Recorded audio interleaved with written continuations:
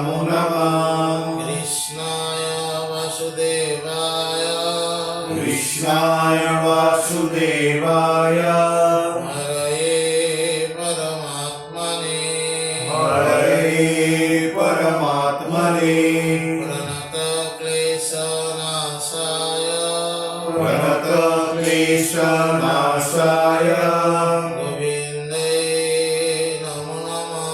गोविन्दाय नमो नमः कृष्णाय वासुदेवाय कृष्णाय वासुदेवाय हरये परमात्मने हरये परमात्मने प्रणतक्लेशनाशाय प्रणतक्लेशनाशाय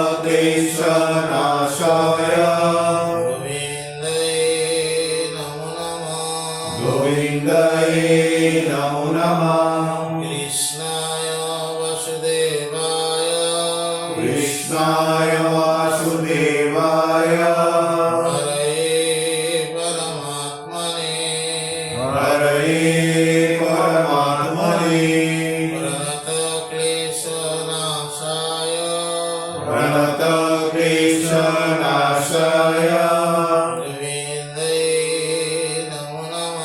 गोविन्दाय नमो नमः हरे ओ राम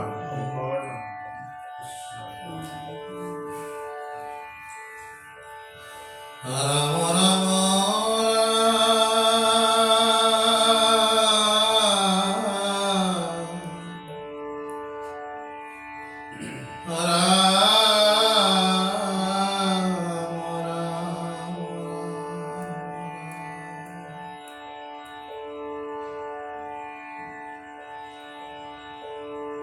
लोभे मोहे कामे पुनरपि हुए हत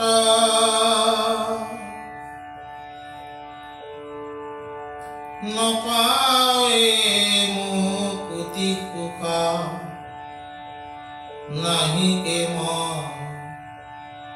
न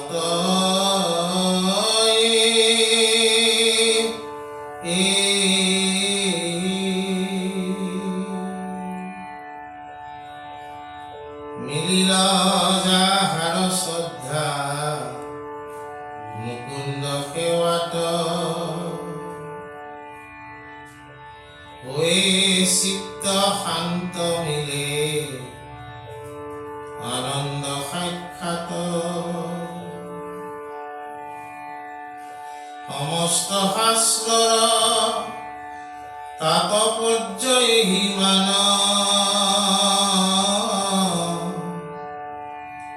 কুট বাক্য লয়ো আৰ সাক্ষাতে প্ৰমাণ যত কৰ্ম যোগ জ্ঞান আচৰি হৰিষি তথাপি নহৈলা শান্ত মতি ব্যাস ঋষি একমতে নুগুছে মনৰ মহাক্লেশ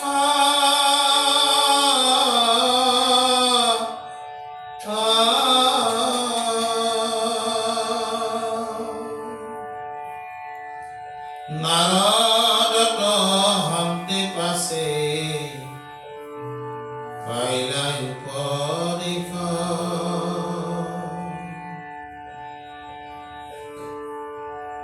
এক চিত্তে মাধৱত কৰিয়া ভকতি তেবে তান নিৰ্মল নিশ্চয় হৈলা মতি ভকতিৰ পৰময়ানন্দ হৈলা জাত হৃদয়তে ঈশ্বৰক দেখিলা সাক্ষাৎ কৃষ্ণৰ অধীন মায়া দেৱীকো দেখিলা তেবে কে ব্যাসৰ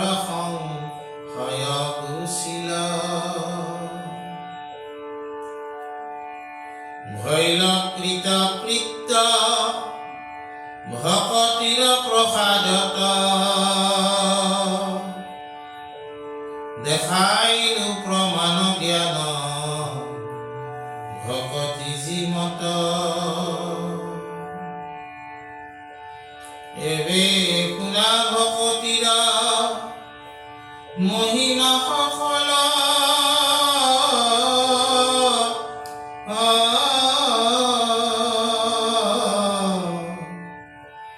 নলাগে বিলম্বয়তি শীঘ্ৰে সাধে ফল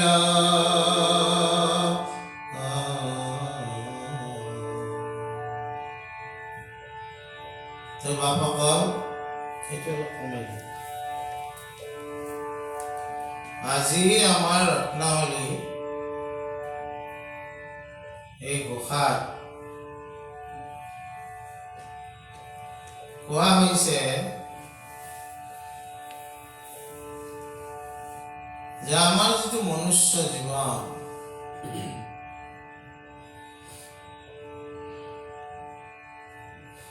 এই জীৱনটো সাধাৰণ জীৱন নহয়।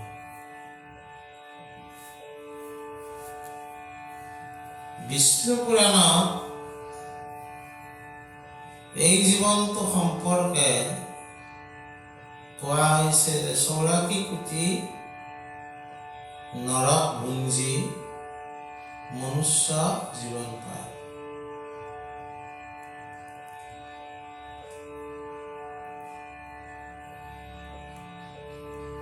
এতিয়ালৈকে পৃথিৱীত যিমানবোৰ জীৱ আছে এই জীৱবিলাকক শাস্ত্ৰই 4 ভাগত ভাগ কৰিছে।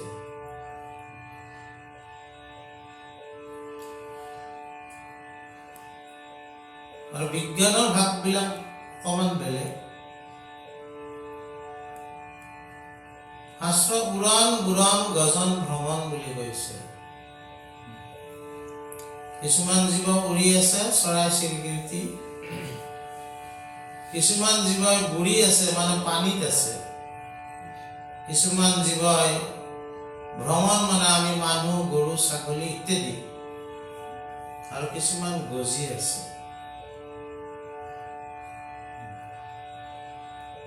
ইয়াৰ উপৰিও অসংখ্য অনুজীৱ আছে। বিজ্ঞানে আকৌ তাক ক্লাছিফিকেশ্যন বেলেগ বেলেগকৈ কৰিছে। কিন্তু এই জীৱসমূহৰ ভিতৰত মানুহ বোলা যিটো জীৱ বা আমি, আমাক ঈশ্বৰে জ্ঞান দিছে, নলেজ।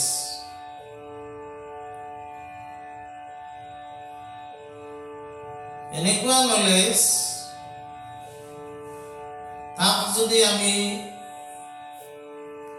উৎকৰ্ষ সাধন কৰোঁ তেনেহলে আমি কি বিশেষ এজন হ'ব পাৰোঁ।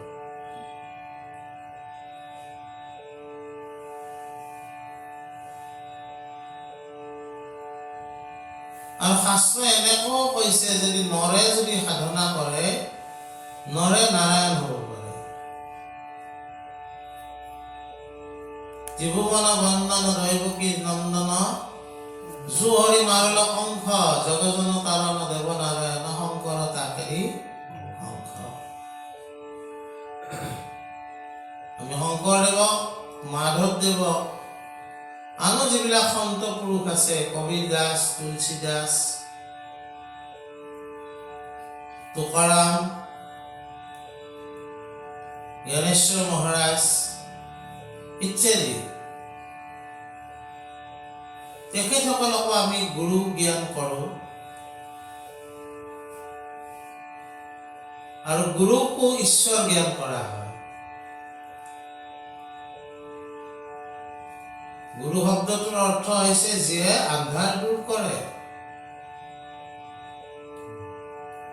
মহাপুৰুষ মাধৱদেৱেতো প্ৰাৰ্থনা তেনেকৈ কৰিছে, তোমাৰ মায়াই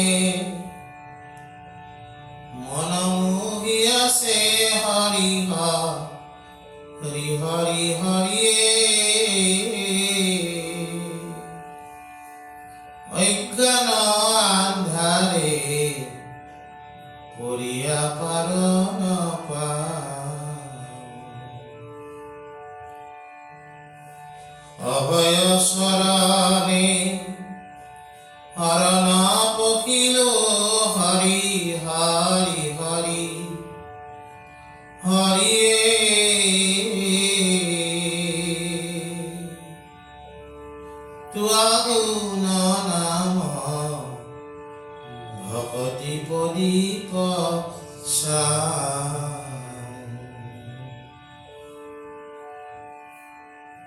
গুৰুসকলে আমাৰ আন্ধাৰ দূৰ কৰে। সেইকাৰণে উপনিষদত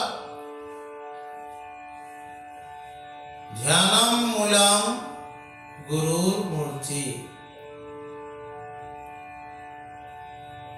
পূজ্যম মূলম গুৰু পদম, মন্ত্ৰম মূলম গুৰু বাক্যম, মুখ্যম মূলম গুৰু কৃপা। যিজন ব্যক্তিৰ ক্ষেত্ৰত গুৰুৰ কৃপা হ'ব,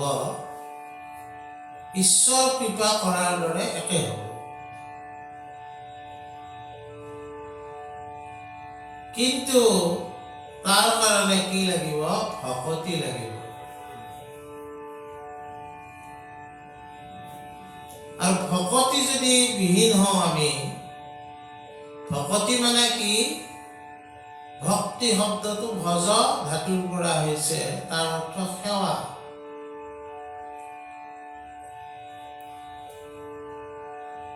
আজিকালি চাকৰিবিলাকত সেৱা ভাৱটো কমি গৈছে। কিহৰ কাৰণে? আমি সৰুতে থাকোঁতে চাকৰিটোক চাৰ্ভিচ শব্দটো কৈছিলে, তাৰমানে তাত সেৱাটো জড়িত আছিলে। আজিকালি জব কোৱা হয়।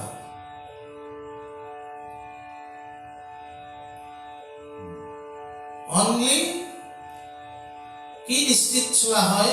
মাথোঁ বেনিফিট দৃষ্টিত।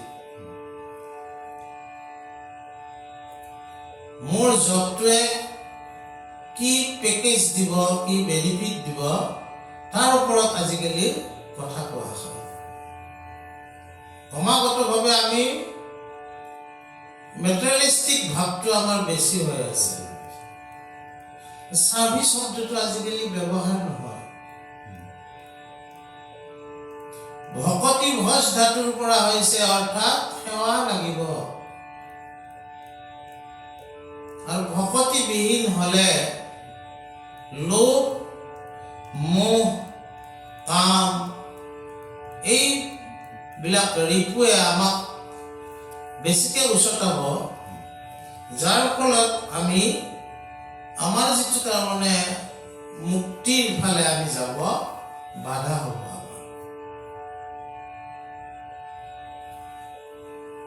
আমি মনুষ্যবিলাকে এই মনুষ্য জীৱননো কিয় লাভ কৰিছো? কি নলেজ আমাক লাগে? পৃথিৱী যেতিয়াৰ পৰা আৰম্ভ হৈছে, সেই আৰম্ভণিৰ দিনাৰ পৰাই পৃথিৱীত বিভিন্ন জীৱৰ উৎপৰিৱৰ্তন হয় এদিনাখন ইয়াত মনুষ্য জন্ম পাইছে। বিজ্ঞানে এইবিলাক কৈছে যে প্ৰথমে এমিবা পানীত জন্ম হৈছে, আহি আমি মনুষ্য জীৱন পাইছো। মনুষ্য জীৱনে কি আচলতে আমি জ্ঞান, কি জ্ঞানৰ কাৰণে আমি আজিলৈকে অনুসন্ধান কৰি আছো? সেইটো হ'ল পৰম সত্যম ধীমিহি। তোমাৰ সনাতন ধৰ্মটো এটা ডাইনামিক ধৰ্ম। ইয়াত সকলোকে সুবিধা দিয়া আছে, তুমি পৰম সত্যক যেনেকৈ উপলব্ধি কৰিব পাৰা, তেনেকৈ ইচ্ছা তোমাৰ কৰিব পাৰা।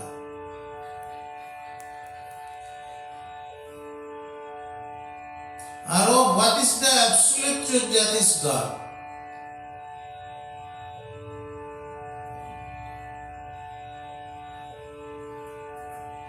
আজি পৃথিৱীত এই সূত্ৰটো বহুতে ভাল পায়।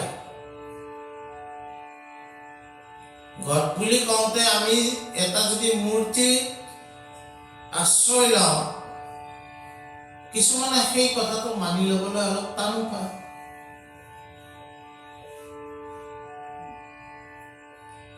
কিন্তু আমাৰ বেদ যেতিয়াই আৰম্ভ হৈছে তেতিয়াই এইটো কোৱা হৈছে যে what is the absolute truth, that is God. ভাগৱতত কি অনুসন্ধান কৰিব দিছে? পৰম সত্যম দেৱী, পৰম সত্যটো। আৰু আজিলৈকে সেই পৰম সত্যৰ সন্ধান আমি ভালকে পোৱা নাই কাৰণে আজি আমাৰ পৃথিৱীত বহুত ধৰ্ম আছে, নহ'লেতো একটাই হৈ গ'ল। আজি আমিও যুদ্ধ কৰি আছো আমাৰ ধৰ্মটোহে ভাল বুলি, কোনোবাই কৈছে তেওঁলোকৰ ধৰ্মটো ভাল বুলি, কিন্তু ইজনে সিজনক পতিয়ন নিব পৰা নাই। কিয় কাৰণে? যে হোৱাট ইজ দ্য এবছলিউট ট্ৰুথটো সেইটো কোনেও তাৰমানে তাৰ ডেফিনেশ্যন নাই। আমাৰ কিন্তু বেদ বা আমাৰ শাস্ত্ৰসমূহে, বেদেটো মূল, আমাক কি কৈছে যে অবক্ত ঈশ্বৰৰ কথা কোনেও সত্য এই যিটো উপলব্ধি আৰু কোনোবাই পাব পাৰে। আটাইতকৈ ডাঙৰ ৰহস্যটো কি? যেতিয়া সেই পৰম সত্যৰ সন্ধান পায় তেতিয়া তেওঁ ব্ৰহ্মলীন অৱস্থালৈ যায়। তেওঁৰ আৰু একো দৰকাৰ নাই কোৱাৰ কাৰণে। সেইটোকে মুক্তি বুলি কৈছে। তেওঁ যেতিয়া মুক্তি অৱস্থা যাব, তেওঁ তোমাৰ আগত কি জ্ঞানৰ কাৰণে, তেওঁ কি, মই আজি যে আপোনালোকৰ আগত এই যে মই ব্যাখ্যা কৰি আছো, আচলতে মই মুক্তি মই বিচাৰিহে আছো। যদি মই মুক্তি পালো হয়, মই এই ব্যাখ্যা কৰাৰ কোনো প্ৰয়োজন নাই।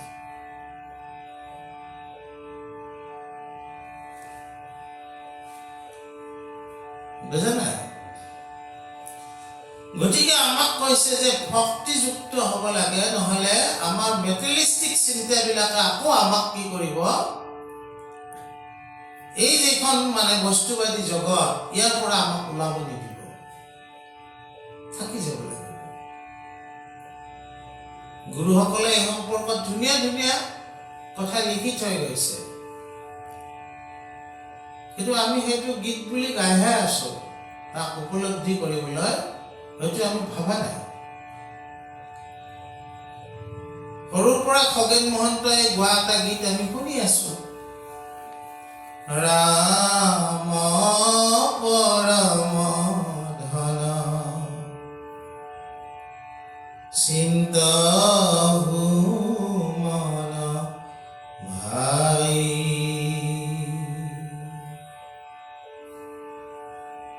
তনু চিন্তামণি বিফলহি যাই, ৰাম পৰম ধন চিন্তহু মন ভাই।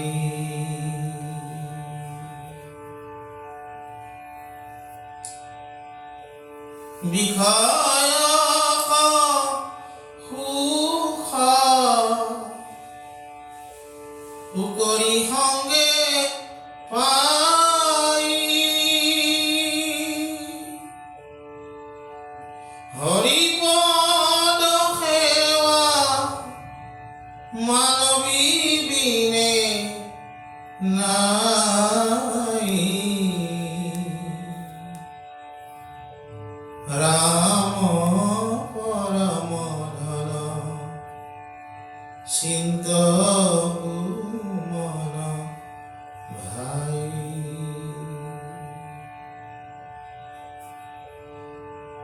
এই বৰগীতটোত কি কৈছে? যে বিষয়ৰ যিবিলাক সুখ, এই সুখ সকলো জীৱই পাই আছে, গাহৰিবিলাকেও পাই আছে। আৰু আমিও এই মনুষ্য জন্ম লৈও আমাৰ যিটো উৎকৰ্ষ সাধন হ'ব লাগিছিল, আমি এই মেটেৰিয়েলিষ্টিক জগতখনকে আচল জগত বুলি ভাবি আমি ইয়াতে বুৰ যাই আছো।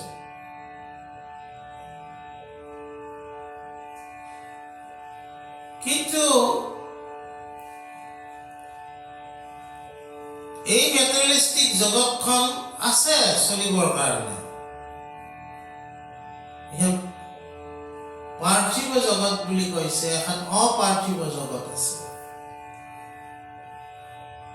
সেই অপাৰ্থিৱ জগতত খোজ কাঢ়িলেহে ঈশ্বৰৰ লগত মানুহে যুক্ত হয়।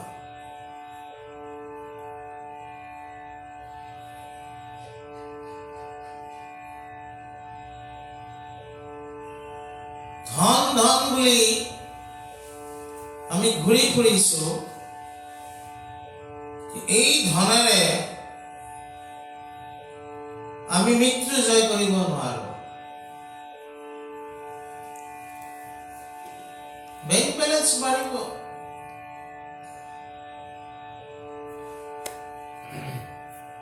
কিন্তু আমি ইয়াৰ দ্বাৰাই মৃত্যু জয় কৰিব নোৱাৰো। কিন্তু মৃত্যু জয় কৰাৰ কাৰণে কি ধন আমি আৰ্জিব লাগিব? নাম ধন।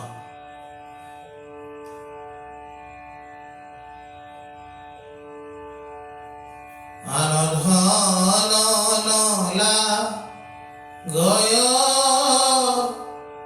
নমধন বিনা জয় ঘুৰানন ধনয়ে ৰাঘব ৰামে জয় ৰঘু ৰানন্দন। ডক্টৰ ভূপেন হাজৰিকাই আমি সৰু থাকোঁতে শুৱালকুছিত প্ৰগ্ৰেম কৰোঁতে এই গীতটোৰে আৰম্ভ কৰিছিল। ইমান সুন্দৰকৈ গাইছিল, তাৰ সুৰটো মানে সেই ফিলিংছটো আজিলৈকে আমি পাহৰা নাই। সেইকাৰণে গ্ৰেট আৰ্টিষ্ট। মানে তেওঁ যেতিয়া হাৰমনিয়ামত এই গীতটোৰে মানে প্ৰগ্ৰেম আৰম্ভ কৰিছিল, পৰিৱেশটো আমি যদিও সৰু আছিলোঁ, আমাকো যেন ভক্তিৰ মাজলৈ তেওঁ টানি লৈ গৈছিল। ইয়াত কি কৈছে যে আন ধন নালাগে, নাম ধন। এই নাম ধন পোৱাৰ কাৰণে আমি ভক্তিযুক্ত হ'ব লাগিব, সেৱাক গুৰুত্ব দিব লাগিব। আজিকালি পৰোক্ষভাৱে এই সেৱাটোক গুৰুত্ব দিয়া হয়। যিবিলাক কোম্পানী টাৰ্ণঅভাৰ 1 crore বেছি কৰে, তেতিয়া 2% ছ'চিয়েল ৱেলফেয়াৰৰ কাৰণে খৰচ কৰিব লাগে। তাৰমানে সেৱাটো লাগিব। সেৱাৰ পৰিভাষাটো বেলেগ হৈছে।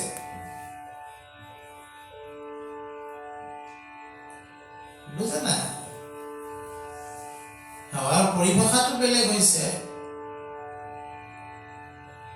কিন্তু সেৱা লাগিব, ভক্তি লাগিব। আৰু ইয়াতে আমাক কি কৈছে যে এই ভক্তি নহলে তোমাৰ চিত্ত শান্ত নহব। সেৱা কৰ্মত যদি তুমি প্ৰবৃত্ত নোহোৱা, তেনেহলে তোমাৰ চিত্ত শান্ত কেতিয়াও নহয়। বহুত ধন আৰ্জাৰ পিছতো মানুহৰ কেতিয়াবা তেওঁৰ জ্ঞানত থৰক বৰক হৈ যায়। কি কৰিব পইচাবিলাক? বহুত নলেজ, ঠিক একেদৰে নলেজ, বহুত জ্ঞান অৰ্জন কৰিছে, তেওঁ জ্ঞানবিলাক সেৱা প্ৰবৃত্ত হৈ পেলাই কাকো দিয়া নাই। সেই নলেজেও তেওঁক পাগল কৰি দিব পাৰে। সেৱাটো লাগিব। ভক্তি সেৱা এটা পৰিপূৰক ব্যৱস্থা।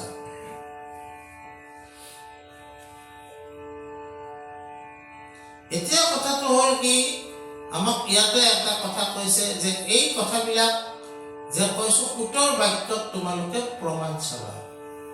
সুত কোন আছিল?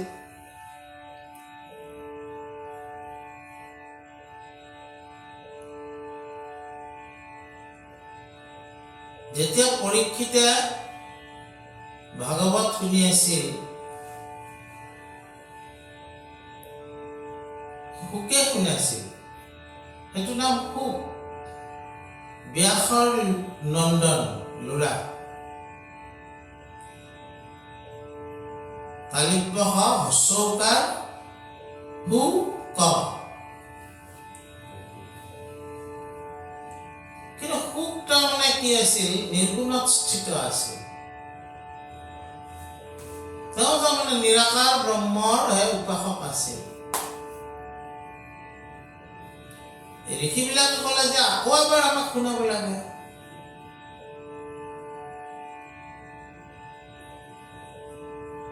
সুকে কৈছে যে মই আকৌ নুশুনাম,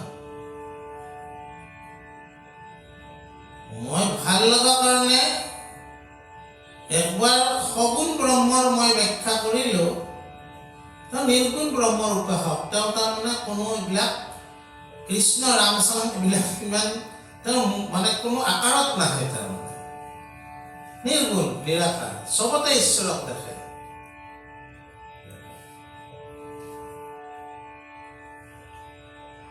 তেওঁ ক'লে মই নকৰিম। কোনে শুনাব আমাক তেতিয়াহ'লে?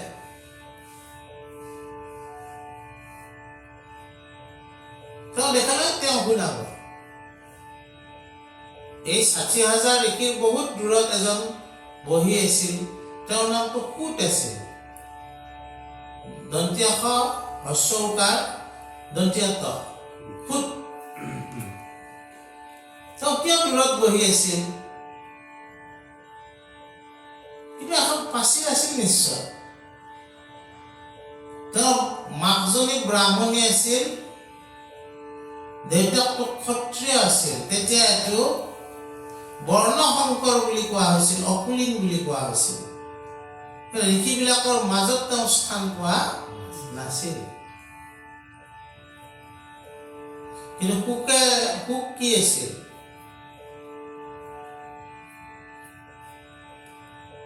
শ্ৰীকৃষ্ণৰ যি আমাৰ গীতা শাস্ত্ৰ আছে,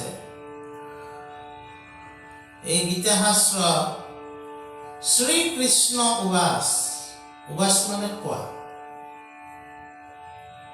শ্ৰী শুক উবাস, মাত্ৰ শ্ৰী শব্দটো কৃষ্ণ আৰু শুকত তাতেহে ব্যৱহাৰ হয়। বাকী ধৃতৰাষ্ট্ৰ উবাস, সঞ্জয় উবাস, শ্ৰী শব্দটো ব্যৱহাৰ নহয়।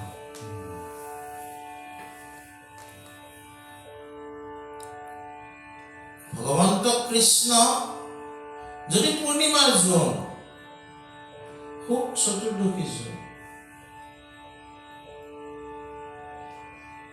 ভগৱান কৃষ্ণ লীলাধাৰী আৰু সুক হ'ল লীলা ৰসিক। ভগৱান কৃষ্ণ হ'ল ভগৱন্ত আৰু এওঁ হ'ল বৈষ্ণৱ। দুইটাৰ মাজত কোনো বিশেষ পাৰ্থক্য নাথাকে। সুকে তেওঁ দেখা পাইছে, অন্তৰ্দৃষ্টি আছে না তেওঁলোকৰ। অন্তৰ্দৃষ্টি এইটো সাংঘাতিক দৃষ্টি।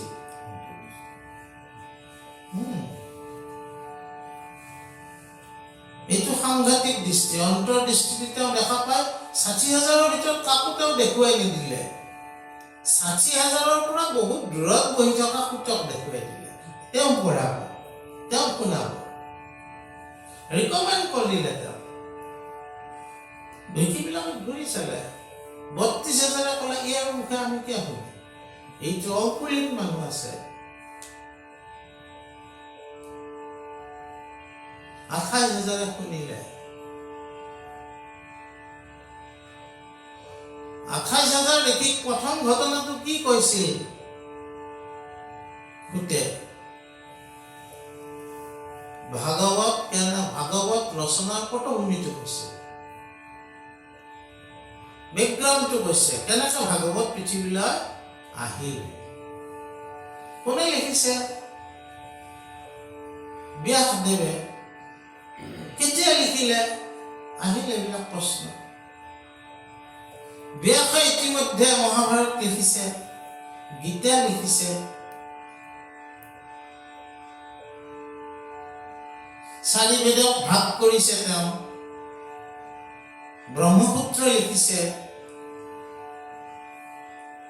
ইমান কৰ্ম কৰিও কিবা এটা কৰা নাই, তেওঁ বুজি পোৱা নাই।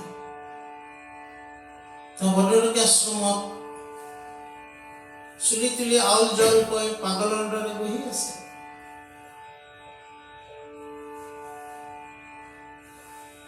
নাৰদ যায়, ব্যাসৰ লগত কথোপকথন হ'ল। নাৰদে অলপ গালিও দিলে ব্যাসক। তাৰপিছত ব্যাসে নাৰদৰ পৰা বুজি পালে যে তেওঁ ভক্তিৰ কথা লিখা নাই, তেতিয়ালৈকে সেৱাৰ কথা লিখা নাই, কেৱল অভীষ্ট সিদ্ধিৰ কথাহে লিখিছে। এইবিলাক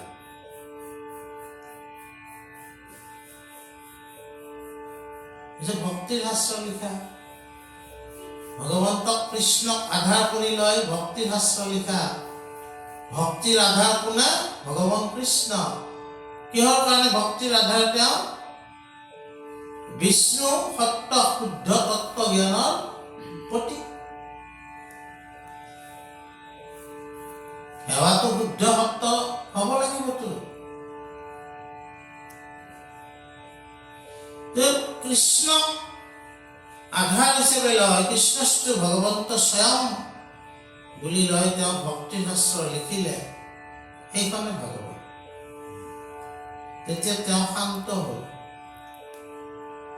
এই কথাবিলাক সুতৰ পৰা প্ৰমাণ লোৱা, সুতে কৈছেতো প্ৰথমতে। আৰু আমি যিখন ভাগৱত শংকৰদেৱে আমাক দিছে, এই ভাগৱতৰ প্ৰথম কাহিনীটো এইটোৱে। সুতে যেতিয়া লিখিব ওলাইছে, তেওঁক এই শৌনক আদি ঋষিয়ে নমস্কাৰ কৰি গৈছে, তুমি দৰে মহন্তক আমি আজি মহাভাগ্য লাভ পালো। তুমি সেইজনৰ কথা কোৱা আমাক, যিজনৰ কথা শ্ৰৱণ কীৰ্তন কৰি পিতামহ ভীষ্ম সকলোৱে মুক্তিৰ দুৱাৰ পাইছে। কৃষ্ণ কথা। এতিয়া লাহেকে সুতে কৃষ্ণৰ কথাত মোৰ মহালাভ আছে, কৃষ্ণৰ কথাই জাতি অজাতি একো নবাছে। শংকৰদেৱে সেই 28,000 ঋষিৰে ভিতৰতহে আমাক কৈছে, এই 28,000ৰ মাজত থাক তহঁতি, 32,000ৰ কালটোত যাব নালাগে। আৰু সেইকাৰণে আমাৰ যিটো শংকৰদেৱৰ যিটো ধৰ্ম মত, ইয়াত কোনো জাতি বৰ্ণৰ বিচাৰ একো নাই। চান্দালে লয়ে হৰিনাম মাত্ৰ, হয় উচিত যজ্ঞৰ পাত্ৰ।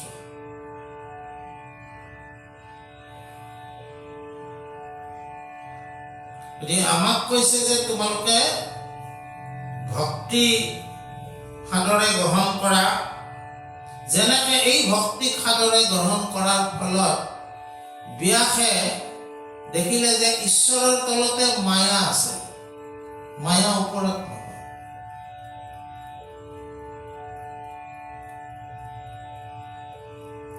মায়া হ'ল ঈশ্বৰৰ অধীন, সময় হ'ল ঈশ্বৰৰ অধীন। গতিকে তেওঁ সংশয় গুচিল, আৰু সংশয় গুচাৰ ফলতে তেওঁ কি কৰিলে, এই ভাগৱত ভক্তিৰ শাস্ত্ৰ ৰচনা কৰিলে, য'ত জ্ঞান বিজ্ঞান তদং ৰহস্য প্ৰকট হ'ল।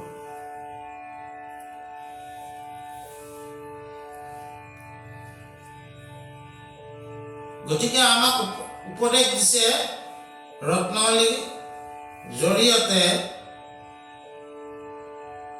যে সেইকাৰণে ভক্তিৰ মহিমা তোমালোকে গম পালা, গতিকে ভক্তিৰ মহিমা বহুত।